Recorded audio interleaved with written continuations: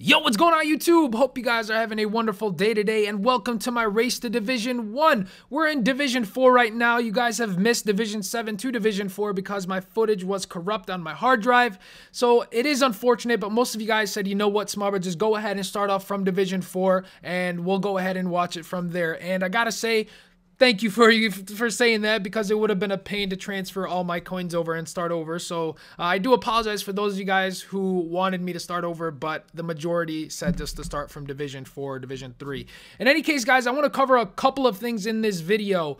So I've gotten a lot better, or I'm playing a lot better at least these past few days on FIFA 15. The first week was so hard for me to adjust, and I don't know why. I think just tackling in general, the radius and the accuracy of tackling has changed so much that I had to adjust to it. So my defending got way better. Another thing is instructions before you start. You guys saw right there, I put in via not to move forward while attacking. It is huge for you guys to do that. It helps because people play a pacey counterattack style this year, and you need a midfielder to stay back. Unfortunately, for whatever reason, the whole midfield pushes up this year, and I'm not sure why. So doing that before your match is huge. So make sure you go ahead and do that. Make sure it actually really helps. Little things like that help quite a bit. Another thing that you want to do is, if you find yourself that your opponent is counterattacking over and over and over and there's huge gaps in your midfield, go ahead and put it on defensive. It really does make a difference. I know, you know, usually I never had to put it on defensive or ultra defensive in FIFA 14 or FIFA 13 because I felt like I was solid defensively. I never had to worry, but this year I have been putting it on defensive if I feel like I'm getting pressured too much from my opponent. Right there, Ribéry, great player to use, guys. If you have the coins, definitely try him out. Using him made me want to try out Neymar because Ribéry's dribbling is on another level. Right here, though, he gets a corner, comes right to his left back, and he ends up taking a screamer from outside of the box, hits off my defender actually, goes into the back of the net, and he equalizes. But it was just an unfortunate goal to give up because I really felt in control of this match. I felt like I was dominating possession. He didn't really have that many shots on target, and that shot right there always goes wide for me, so I gotta stop doing it. Last year it was automatic. You know, you did that, it was in every single time. Right here, we get him with a little bit of pace. He can't catch up to Candreva. He's just going to pull him down in the box, and that's going to be a penalty. So that's things like that you need to be careful. You have to put yourself in position with your center backs. You got to manually control them, put them in position. We take this one with Candreva, and it goes right down the middle to give us the 2-1 lead. Now, another thing that I want to talk about is this formation, the 4-3-2-1. Never used it in FIFA 14 because the 4-3-2-1 was terrible. You know, having width in a formation was really important last year. This year, narrow formations are really good. You guys see people using the 4-1-2-1-2 with the two center mids, the 4-3-1-2. The 4-3-2-1 now is really good. It helps you maintain possession. And what I've done is I've put Menez as my striker because he's got good passing stats. And you guys will notice that your striker will slot back a little bit, and you're kind of playing a modified 4-3-3 false 9. So, you know, give the formation a shot. It's really good, especially if you like using wingers. Right here, I thought Casillas had power throw or long throw trade, or whatever it's called.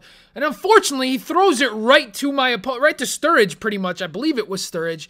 Or was it Remy? I think it was Remy, actually. I don't remember. I think it was Remy. I'm sorry. I think it was Remy. So he throws it right to him. He ends up getting a goal, and I tell myself, all right, at least I'm up 2 goals, so I'll be all right.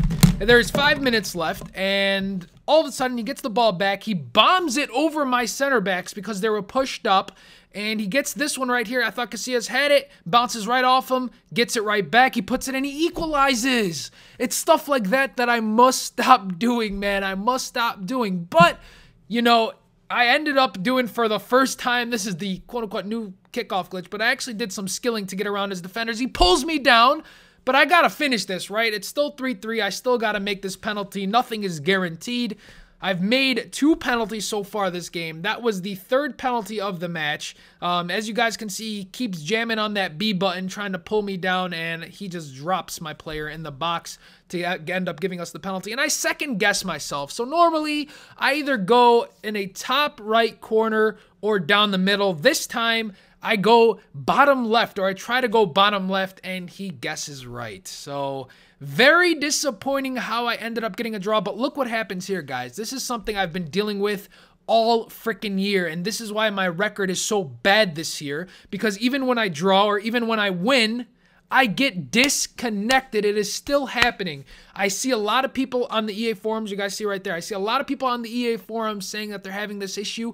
This has happened to me minimum 20 times. Minimum. I don't know what's going on. I've had literally 20 losses on top of my record. I've been relegated from divisions because of this. I just keep disconnecting. I don't know what it is. I have no clue how to solve this issue. Apparently, it's on EA's side.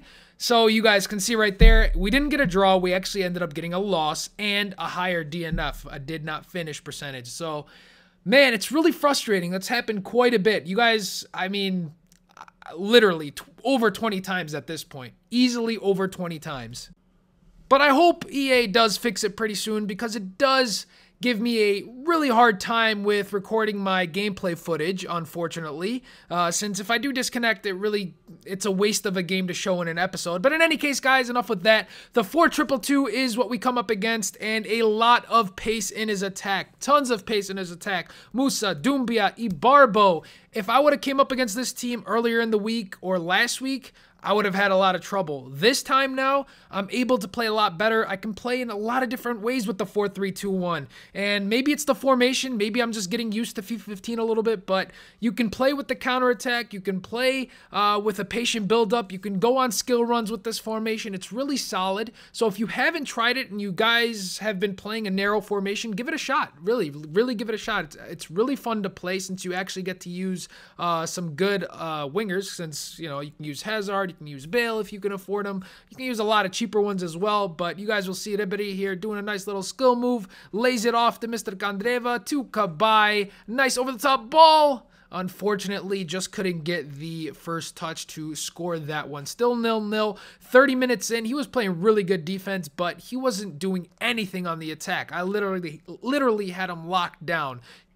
And I think that's accredited to playing so many people with a similar gameplay style, as Candreva gets really lucky to get that in the box and ends up finessing it right past his keeper. A nice little light power finesse really works well this year if you guys haven't tried that. It always goes right past the keeper for whatever reason. But the one thing I will say, when you do play against players like this, you cannot make mistakes. If you make one mistake, they will burn you and you will end up conceding. You will see right here, that little mistake ends up costing me a goal. One mistake is all you need to make, and GG, you will concede. That's really the only thing with pacey strikers. At the beginning of FIFA, I was saying maybe pace was a little bit too good, but over time, I don't think it's pace. I think it's just the accuracy of tackling, as I mentioned in the beginning of this video. If they just patch a little bit of the tackling, I think it'll be good. Because right now,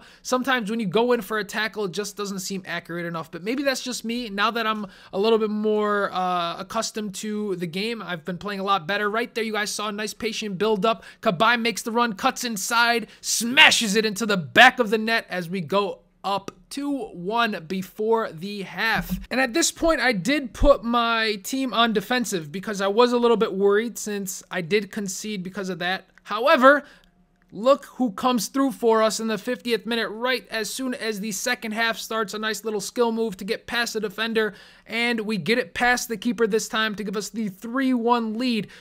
Fingers crossed I don't end up doing what I did in the last game and concede 2 goals back-to-back. So this time, I ended up putting it on defensive, maintained possession in the midfield, didn't rush anything, you guys will see. And again, that's why I really like the 4-3-2-1. Now, I did play a 4-3-3 before and didn't feel the same. You know, I think while the 4-3-3 is good, I think it's better for people who want to go on a counterattack kind of style. But look at Candreva right there with some great bit of skilling, great bit of ball control as he is impatient with his tackle, lunges in, ends up missing, and I go right past him for an easy finish right there with his left foot. And this guy, actually, I was kind of disappointed that I didn't have audio recorded because he was swearing at me all game. And luckily, we get to avoid getting a disconnect loss. He ends up quitting right before the end of the game. So what a great game by our side to give us the 4-1 victory. 1,400 coins as well, which is always good. You guys see the match stats right there. 57% possession, 4 wins, 1 draw, 2 losses, one of them being a disconnect in this division so far. And we are 1 win away from getting promoted back to Division 3. So great gameplay so far. Playing much better, like I said. It's only Division 4, but we'll see how that turns out throughout the next couple of days. Also, real quick, guys, I want to say thank you so much for the support over the course of this week. For those guys who don't know me or have been just started to follow me, I actually had 19,000 subscribers a little while ago, but I had to end up taking a step back from YouTube a little bit. I was going to come back sooner, but I figured, you know, FIFA 14 is always coming to an end. I'll just start back up in FIFA 15, so I did, and we got back to 19,000 subscribers, which is awesome. I want to thank you guys for the support. Always, please leave me your feedback in the comment section below. I love hearing critique and feedback because I want to make sure that I'm giving you guys the best possible content that I can provide. Now, thank you guys again, and I will see you really soon.